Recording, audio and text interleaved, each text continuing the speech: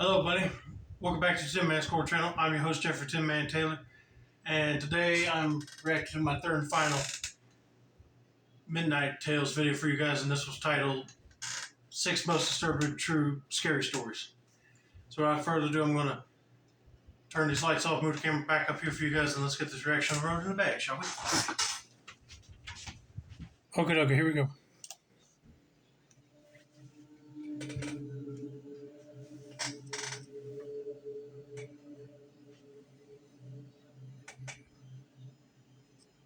This happened just a week before Christmas. Okay. And to be honest, I still don't know exactly what I walked into that night.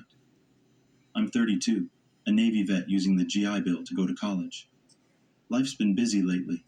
Between school and working part-time, I barely have any time for a social life.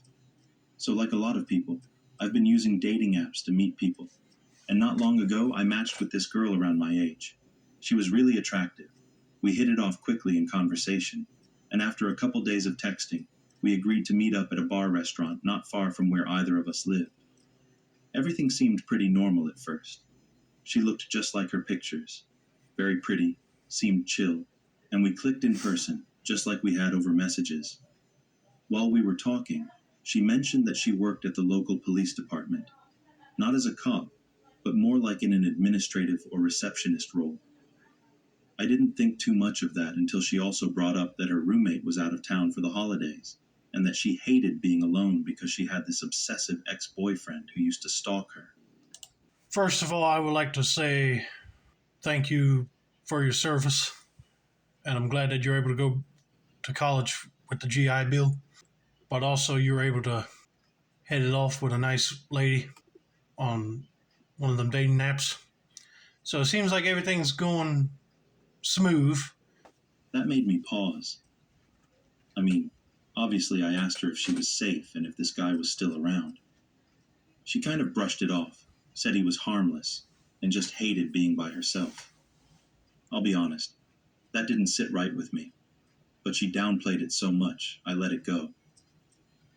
We hung out at the bar for about an hour or so longer, and then she suggested we head back to her place. I wasn't going to argue. She was attractive, and we were clearly vibing. But when we got outside, she insisted on driving. I told her I was fine.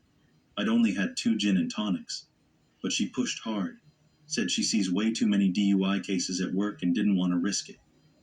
I figured maybe she was just being cautious. When we got to her place, the first red flag slapped me right in the face. She just walked right in. No keys, no unlocking the door. It was already open. That struck me as weird, especially since she said she was scared of being alone and that her roommate wasn't home.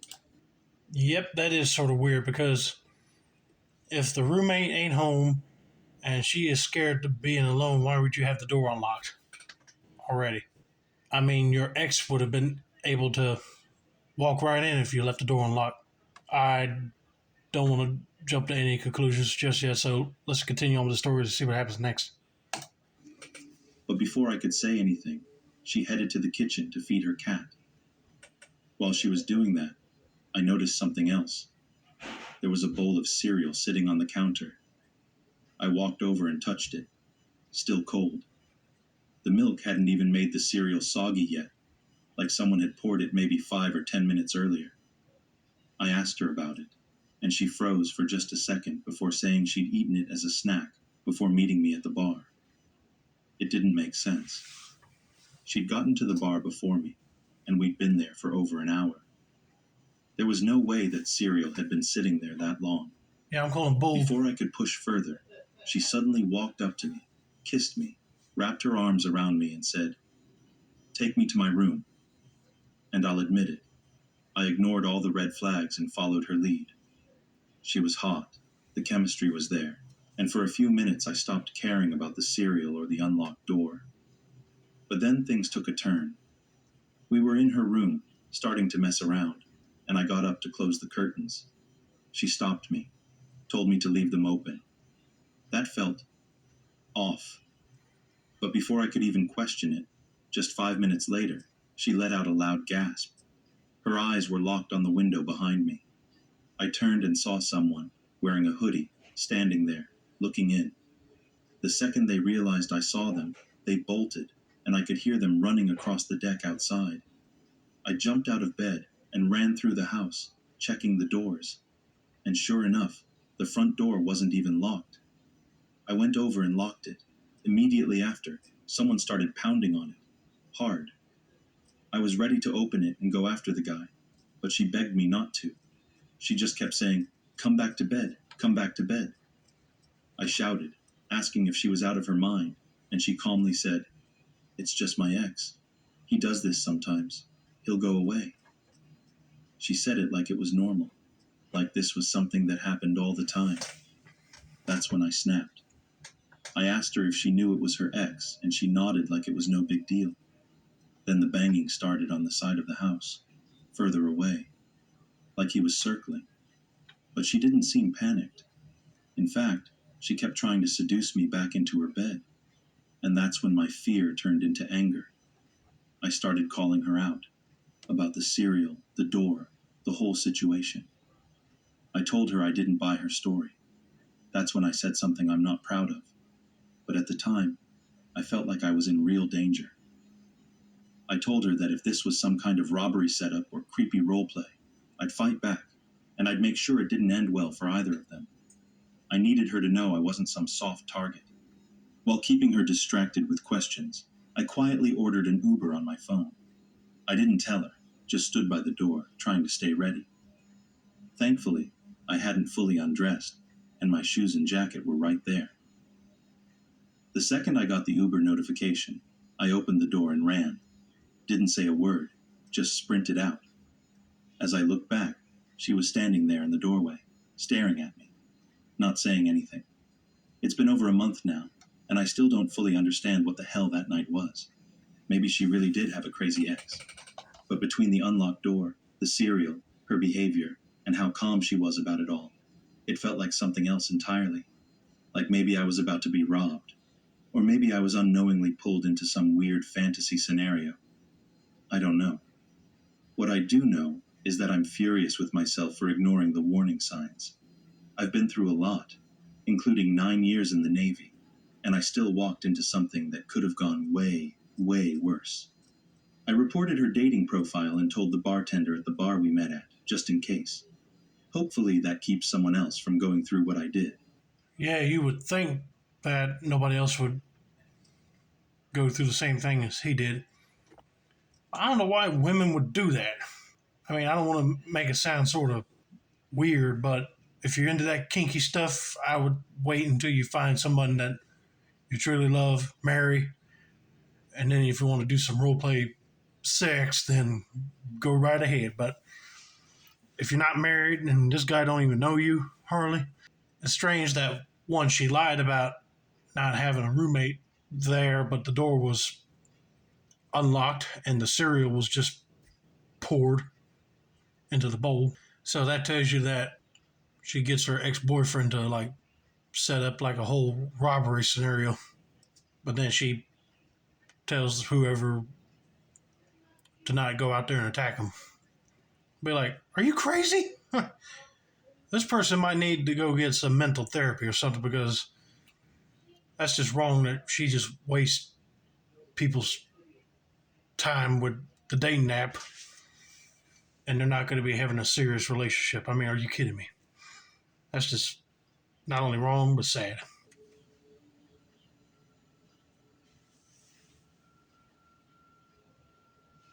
I've flown with my baby solo more times than I can count. He's just over a year old now, and I'd say we've taken nearly a dozen flights together. It's not always easy, but for the most part, people are kind and understanding.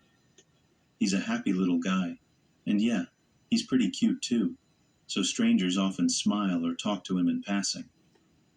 I don't usually mind. We were heading home from a trip, just the two of us, like usual. I had an aisle seat and no one next to me, which was great. There was a man sitting directly behind me, traveling alone, probably in his late 50s or 60s. As we were getting settled, my baby started to fuss a little. He was tired and cranky, which is normal before takeoff when he can't move around or nap yet. Right away, this guy behind us started talking to my son, saying stuff like, "Oh, hi, baby. Why sad baby? Cute, cute baby. I gave a polite smile, responded that he was just tired, and thanked him for being understanding. Yeah, to be honest with you, I would do that too, but then I'll be like, why you keep calling him baby like he's yours? That ain't right, dude. You should have been like, are you tired, little fella? Goochie goochie goo, like stuff like that. But don't make it too weird. But after takeoff, it went from friendly to uncomfortable fast. As I was trying to get my son to sleep, this guy kept talking, non-stop. He was putting his hands through the crack between the seats, trying to touch my son's feet. I asked him nicely, more than once, to stop. I told him my baby was overtired and needed to sleep, and the talking was making it harder. But he wouldn't stop. Then came the moment that still makes my skin crawl. I set my baby down just for a second. He was standing on the floor between my legs while I tried to quickly make him a bottle. Out of nowhere, the man behind me stood up and leaned over my seat, reaching down to pick up my child. I immediately lunged forward, putting myself between him and my baby, and said firmly, "No, thank you. I don't need help. Please stop." He didn't back off. He pushed me back down into my seat and mumbled, "Sweet baby, why baby cry?" I raised my voice, loudly, saying, "No," and grabbed my baby before he could touch him again. I was already on edge, trying so hard not to cry or scream, just trying to calm my baby down and process what had just happened. I figured that would be the end of it. It should have been, but it wasn't. While I was rocking my son, that same man reached through the seats again, this time to grab my arm. He started saying, no rocking, you make him cry." I yanked my arm away and snapped, "Do not touch me." But the final straw came just a few minutes later. I tried to rock my son again, gently, just trying to soothe him. And that's when I felt both of his hands wrap around my seat. He reached over both sides of me, grabbing onto my upper arms and trying to physically hold me still, saying again, "No rocking, stop rocking." I'll be like, what in the world's your problem, dude? She's trying to get him to go to sleep, and you keep on stopping her. At that point, I'd be like getting a flight attendant over and be like, can you tell him to sit down for the rest of the flight? He keeps on trying to stop me from rocking the baby, and see what he does then. I don't think I've ever reacted like that before in my life. I was holding my baby tight, screaming, "Let me go, do not touch me, let me go," over and over again. I hit the call button as hard as I could while trying to pull away, and I swear it felt like forever before the flight attendants got there. But they came running. When they showed up, I was sobbing and shaking, barely able to speak. Everyone nearby was staring, but I just kept begging, "Please, I can't sit here anymore. Please move me." They moved me to the back, near the flight attendant seats, and the man actually tried to follow. I told them immediately, "I don't know him. He cannot sit near me." I held my baby close, cried quietly for a few minutes, and finally, my son fell asleep in my arms. I told the flight attendants everything, and they were incredibly kind and understanding. But the man didn't stop trying. Multiple times during the flight, he got up and tried to come back to where I was sitting. The flight attendants had to block him each time. Toward the end of the flight, one of them told me the pilot had already been informed and that the FBI and local police would be waiting at the gate. Apparently, the pilot had called it in himself. We landed, and sure enough, the second we stopped, law enforcement boarded the plane. The man cheered as he was escorted off, like he had no idea what he'd done wrong. I was also escorted off, along with several other passengers who had witnessed what happened. I had to talk to the FBI, give my statement, and I nearly missed my connecting flight. As if that wasn't bad enough, my return trip had to go through the same airport. Just walking through the terminal again gave me anxiety. I knew he was banned from that airline and from the airport entirely, but still, I was on edge the whole time. I haven't flown since. Well, thank God the flight attendant person told the pilot about the situation, and they reported FBI and cops and let them know about it. But it's kind of weird that when they get on board and they get him off the plane, he's like clapping, yay. I'll be like, yep, that tells you right there he's mentally disturbed. More like a creepy psycho that don't need to be in public places. I'm just glad that she was able to get help to move her and her son to the very back seat. But then this fool had to get up and try to go right next to her. He's really taking the chance of being punched. That's for sure. I mean, I'm not surprised the other passengers did not go like, look, pal, the lady did not want to deal with you. Now sit down. I'm just glad she got off of that plane and got onto her next flight safe.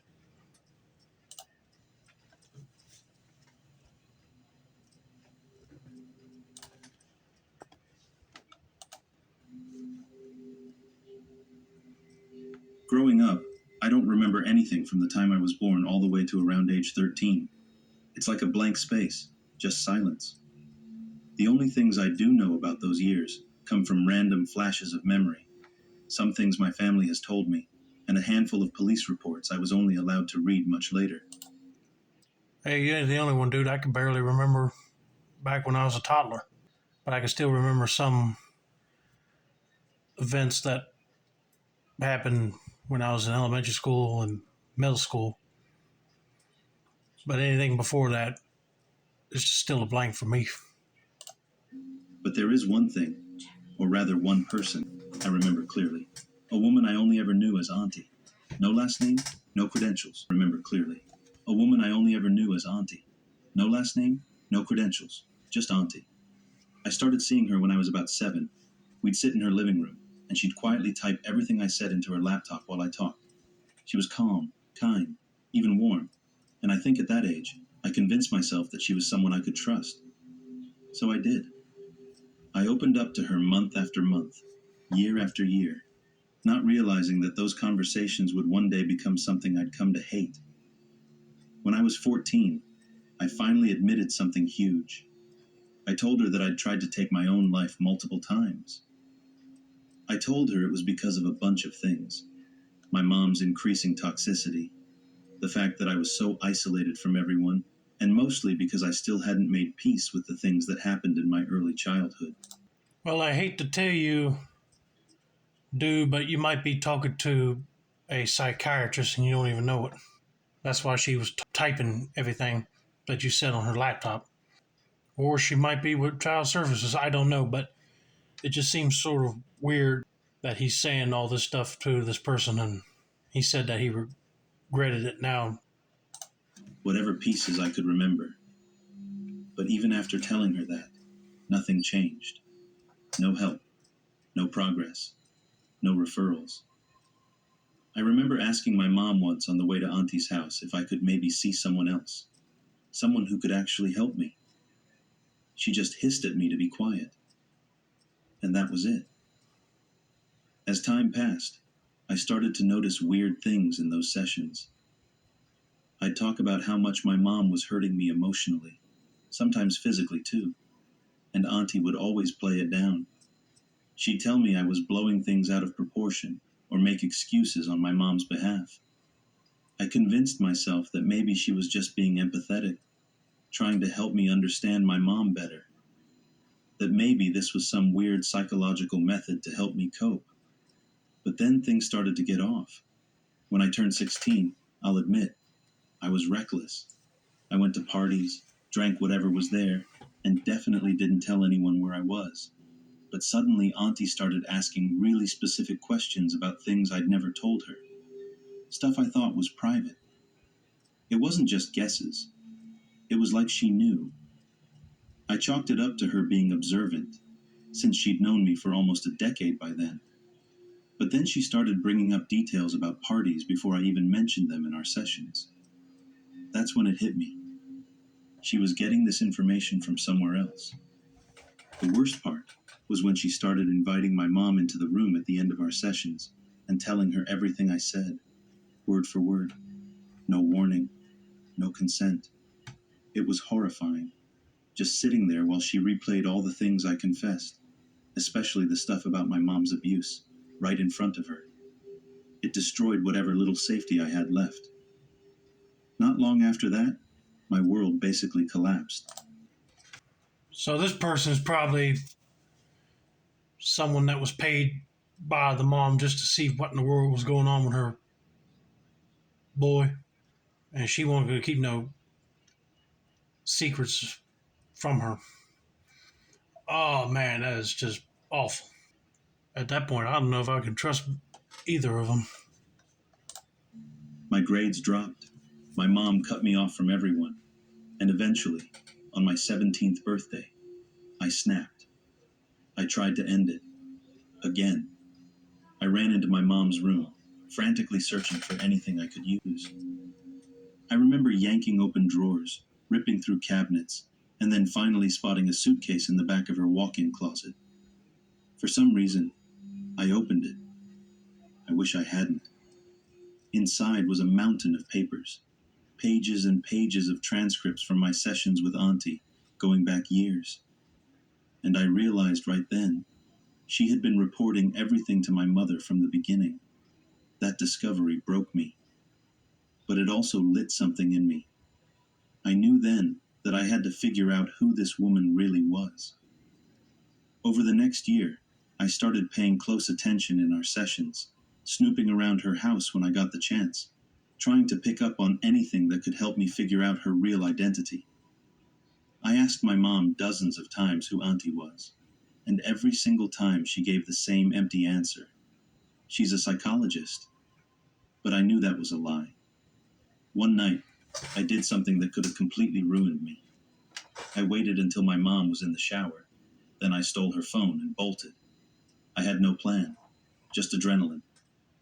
I rode a bus for a while, flipping through her texts, scrolling through contacts, and eventually found someone who had to be Auntie. Their messages lined up with my appointments, but I didn't find anything incriminating.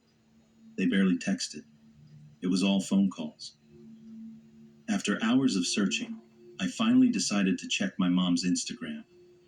I scrolled through her followers, and that's when I found her. Auntie. Her real account. Different name. Totally unprofessional profile. No credentials listed. Just a bunch of old posts, including one with her and my mom together, long before I was born. They'd been friends for decades. Everything made sense in that moment. The transcripts, the spying, the constant gaslighting. She was never a psychologist. She was just my mom's friend, pretending to be one. I went home that night and, of course, got beaten for what I did. But I didn't care. I had the truth now. When I asked my mom straight up who Auntie really was, she didn't even answer. Fast forward a few years. I got out. I moved in with an old friend who saved my life by letting me crash with him when we both went to university. And it wasn't until one random night while clearing out my Instagram that I realized something chilling. Auntie had been following me the whole time, quietly watching, keeping tabs. Her bio didn't say anything about psychology. It said, chemistry teacher with over 20 years. I broke down that night. It was the first time in a long time I'd let myself cry. But it wasn't just sadness. It was grief. For all the years I'd lost. For all the time I spent trying to survive instead of just being a kid. But there's a silver lining to this. 2 days ago, I finally had my first real session with an actual licensed psychologist. And when he asked why I was there, I hesitated. Then I told him the truth. He just smiled gently and said, "Sounds like we've got a lot of work to do." Yeah, we do. And if you're someone out there who's been through something similar, where therapy wasn't therapy, or your home never felt safe, just know this. It does get better. It might take time, and healing might not look the way you thought it would. But when you finally get there, when you finally find the right people, it's worth it. Man, I'm glad he got out of that house away from his mother because it just seems like she didn't hardly care about him and she don't want to tell the truth that yes, her and Auntie were friends. But then why would this person be following him on Twitter and then change her profile saying that she's a chemistry teacher? I mean, something's really disturbing about all that. But thankfully, he went to talk with a real psychiatrist and he's going to get the help that he really needs now instead of going through that fake one. That is just crazy that a parent would do that to their child.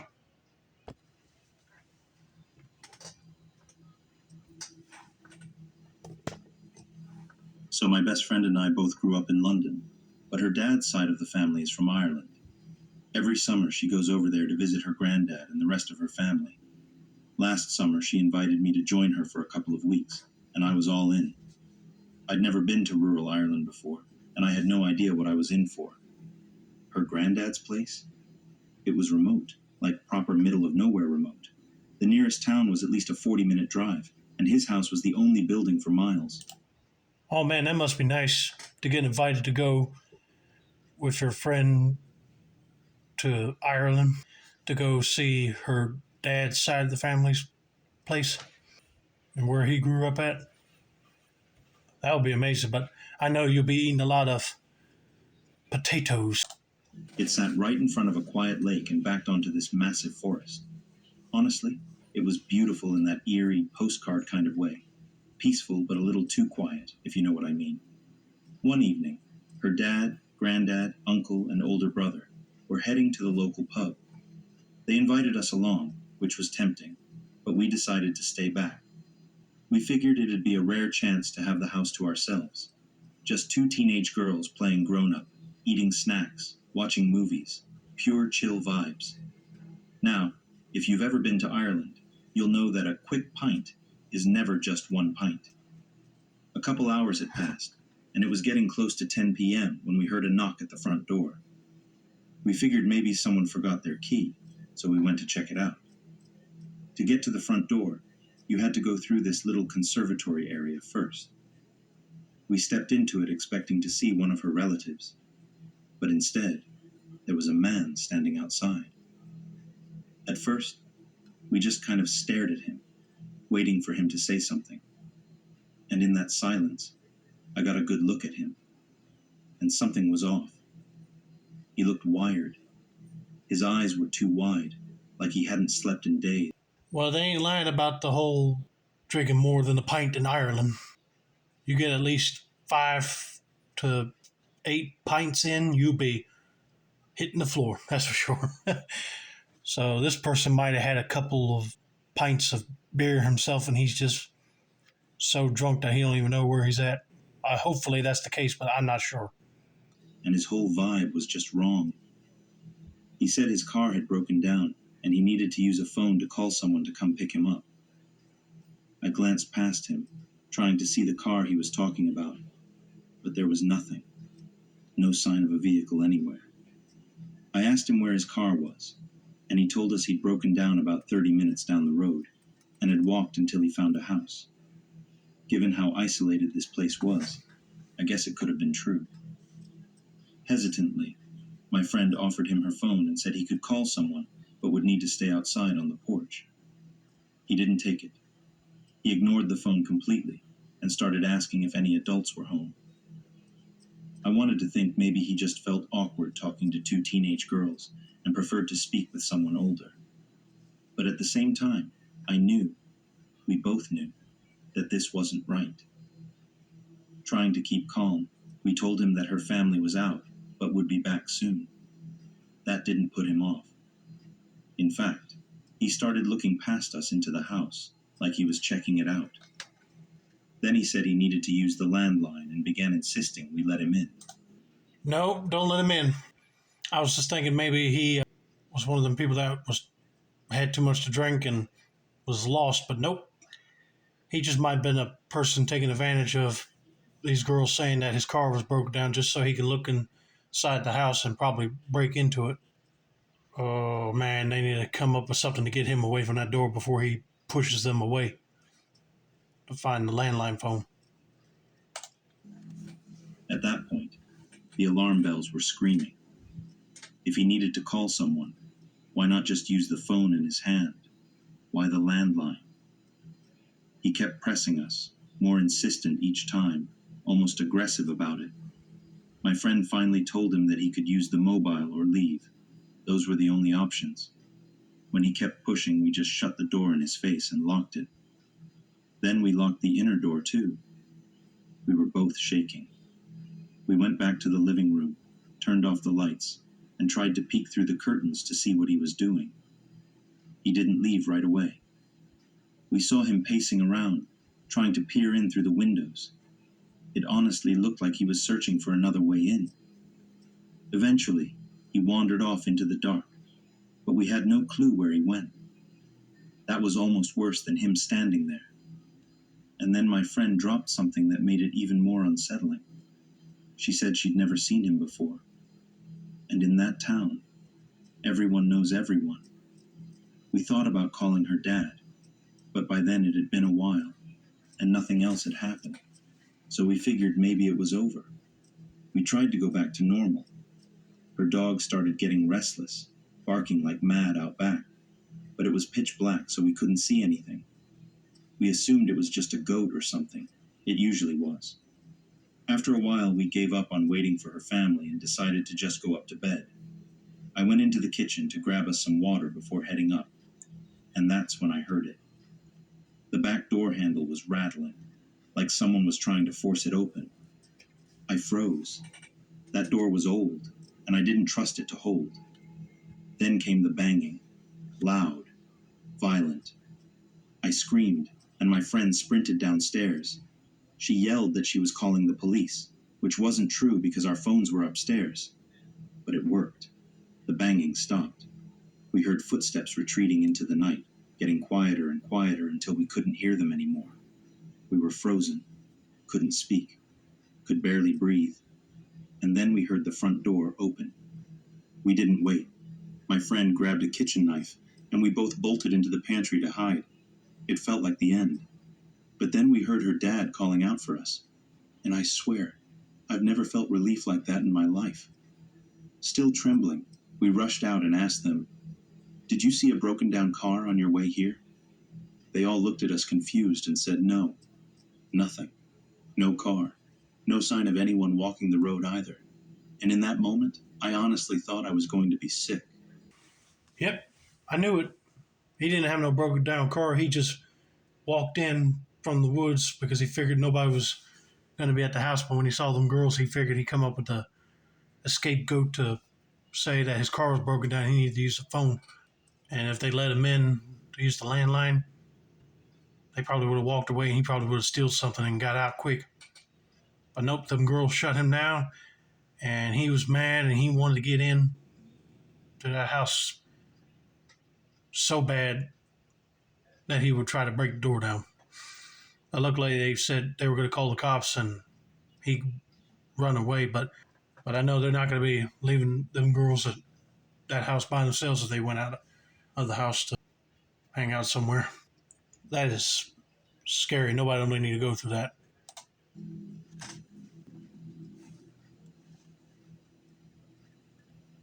I used to work at this huge summer camp out in New Hampshire when I was about 20. It was one of those sleepaway camps where you basically live on site for 10 weeks, right on this massive lake, running activities for kids all day. It was actually my third summer there, and by that point, I'd worked my way up to a position that didn't require me to bunk in a cabin with campers anymore, which was a major perk. It meant that once the kids were accounted for at night, I had a little more freedom. I could work out, hang out with other staff, or just relax without being tied to one group. This camp was big, like a full square mile of property tucked away in the woods. No connected roads or anything, just a couple of dirt trails that led off into the forest. That sounds pretty good about not being tied to one particular group and staying in a bunkhouse with a bunch of kids. He worked hard and he's pretty much a grown man, so he can do whatever he wants to at that place now. But let's just see what happens in the store next. During the day, it was buzzing with kids between 6 and 15, but by 9:30 at night, everything would shut down. The campers would be in their bunks, and there'd only be a couple of senior counselors on OD, on duty, riding around in a golf cart to make sure no one snuck out. It was usually pretty chill. One night, after the campers were all settled, I was at the gym with one of the other counselors, Jack. The gym itself was this old building that doubled as a stage for camp events. The weight room was more like a closet tucked in the back corner. At night, with all the lights on inside, the windows basically turned into mirrors, so you couldn't see anything outside. We were in the middle of lifting when we suddenly heard something hit the basketball court just outside the gym room. We walked out to check and found a small rock, probably the size of a cherry, just sitting there. At first, we figured something had fallen from the rafters, or maybe one of the kids had snuck out to mess with us. Nothing too weird. About 5 minutes later, we heard that same scraping sound again, like something being dragged across the wooden floor. This time, it was unmistakable. I stepped out again, half joking but half serious, and called out that anyone sneaking around better get back to their cabin before OD caught them. I was hoping whoever it was would hear me and bolt. We spotted another rock, this one bigger, maybe lime-sized, and I started feeling uneasy. Everyone knew the camp staff took the property seriously, especially the gym. Damaging the floor was a big no-no, and anyone who threw a rock like that would definitely be in trouble. We stayed put, trying not to look spooked, but the whole time, I kept glancing at my reflection in the window.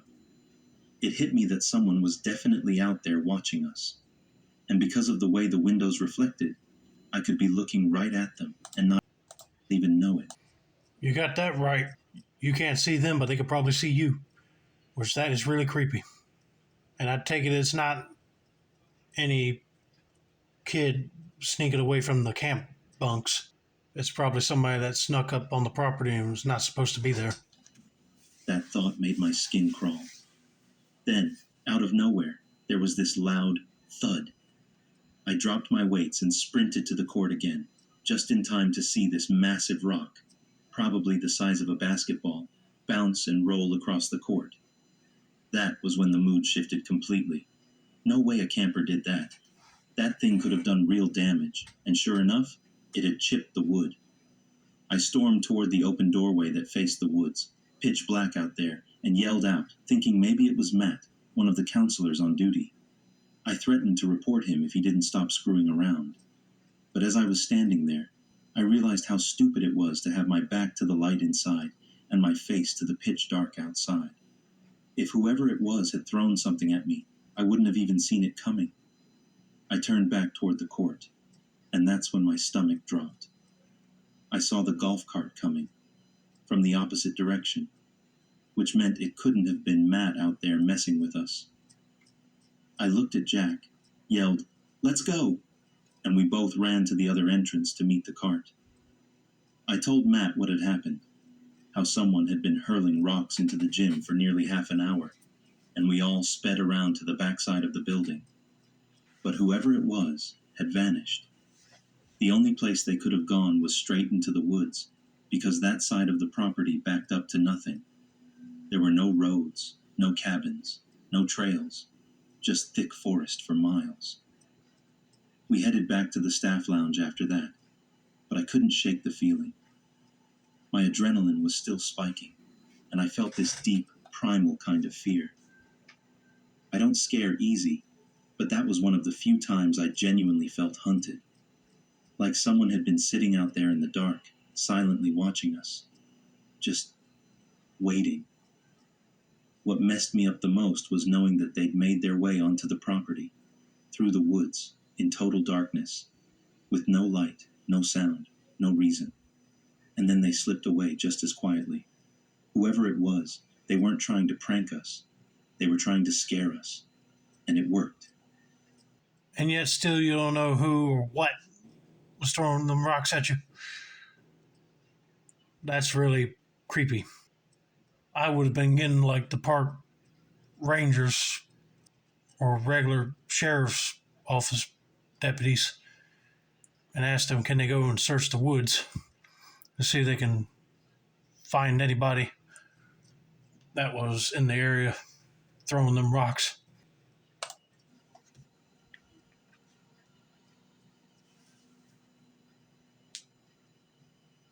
So this happened when I was 22, just a few weeks away from graduating college. I was working toward my theater arts degree, and all I had left was this tiny sliver of credit to earn. My final assignment? Helping out in the costume shop for our department's spring musical. Honestly, I was excited. I've always liked sewing and getting hands-on with costumes. Plus, the show was kinda out there, with some weird, colorful designs, so it kept things interesting. The costume shop would usually open around noon on weekends. But that Saturday, I ended up sleeping in after a late night, and I didn't get there until about 1 p.m. As I walked up to the theater building, I noticed this guy just standing near the front steps. Now, our campus isn't big, and by senior year you've basically seen every face, whether you know the person or not. But I had never seen this guy before. He looked around my age, maybe early 20s, but he was dressed weird for the weather. It was over 60 degrees, and he had on this bulky winter parka and snow boots.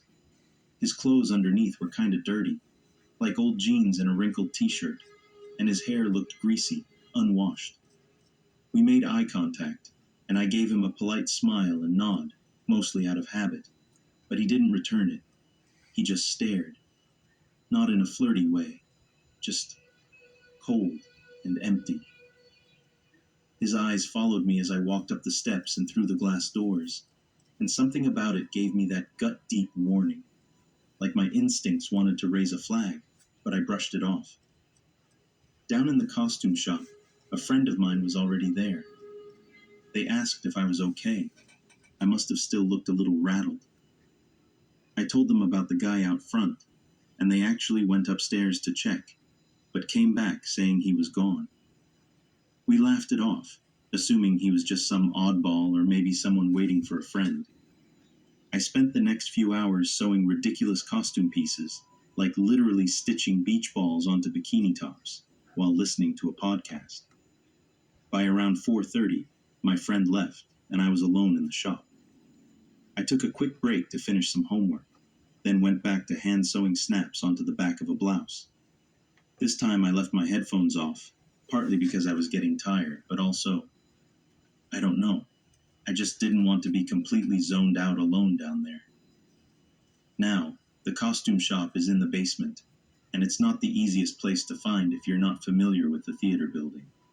One side connects to the backstage area and dressing rooms. The other side leads into a weird hallway near the auditorium with a side exit and a door to the main costume storage. There's also this one exterior door that opens into what we all call the weird little courtyard. That space isn't really a courtyard. It's more like a fenced-in area filled with machinery for the building's HVAC and electrical systems. The fence is chain link and about 15 feet tall. We were warned never to go out there because if the door closes behind you, you're locked out. It only opens from the inside. I was sitting near that door, facing it from across the room.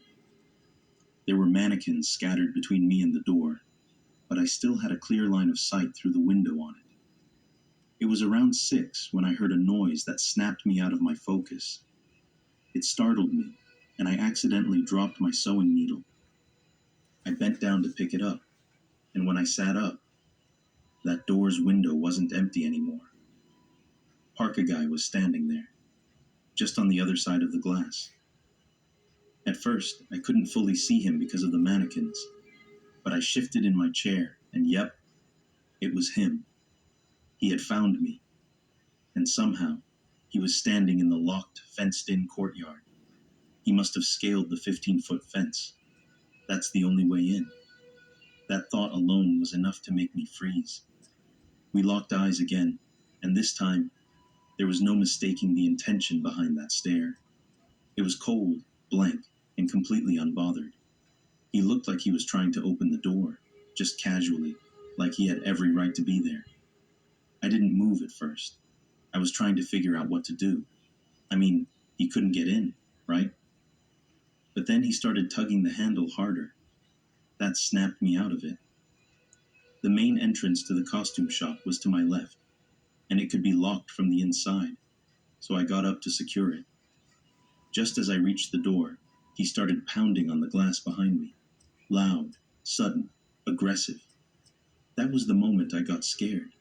Like, truly scared. Instead of running, which I probably should have done, I ducked into a smaller storage room behind me, shut the door, and called campus safety. Not the police, though they did get called later. I guess when you're scared, you don't always make the most logical decisions. Thankfully, campus safety showed up fast, but by the time they arrived, the guy was gone. Somehow, he had scaled the fence again and vanished before anyone saw him. Campus safety walked me back to my dorm and even brought me food from the dining hall since I was too shaken to go out. Later that night, a police officer came by to take my statement, but there wasn't much they could do. No ID, no name, no cameras in that part of the building. Just a random man who managed to get onto campus, stare me down, try to break into a locked building, and then disappear without a trace. I never saw him again, but I still have no idea who he was or what he wanted. I bet you that guy was a creepy stalker type of person, and he was planning on breaking into that shop where she was at and grab her probably. But I don't know. He didn't attempt to break the glass on that door to get in, since she said that you can only open it from the inside. Dang, that's very scary. Even if you're just minding your own business and intended to do some work on something, always keep a check on doors and windows, because you never know, somebody just walks right up and scare the crap out of you. But anyway, hope you guys enjoyed this video. Don't forget to like, subscribe, turn on post notifications for more Midnight Tales content like this. This has been another successful installment of the Tin Man's Core channel. I'm your host, Jeffrey Tin Man Taylor. I said that's a wrap, and have a nice day.